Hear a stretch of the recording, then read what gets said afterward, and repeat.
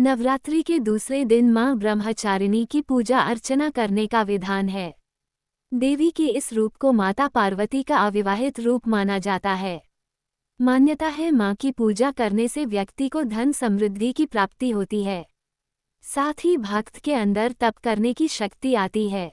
वहीं अगर आप नवरात्रि के दिन मां ब्रह्मचारिणी की पूजा अर्चना कर रहे हैं तो आपको ये व्रत कथा जरूर पढ़नी या सुननी चाहिए। आइए जानते हैं इस व्रत कथा के बारे में। पूर्वजन्म में ब्रह्मचारिणी देवी ने पर्वतों के राजा हिमालय के घर पुत्री रूप में जन्म लिया था।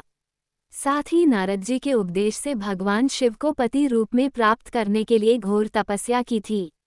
इस कठिन तपस्या के कारण इन्हें तपश्चारिणी अर्थात ब्रह्मचारिणी नाम से जाना गया।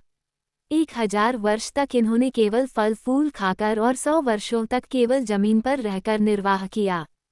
कुछ दिनों तक कठिन उपवास रखे और खुले आकाश के नीचे वर्षा और धूप के घोर कष्ट सहे।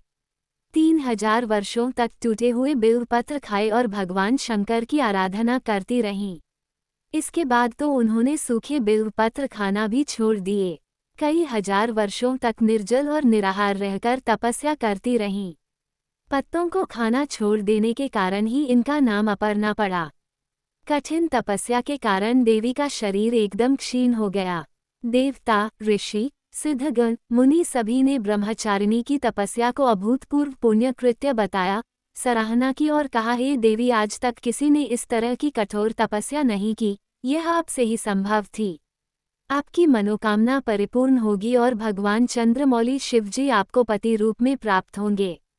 मां की कथा का सार यह है कि जीवन के कठिन संघर्षों में भी मन विचलित नहीं होना चाहिए।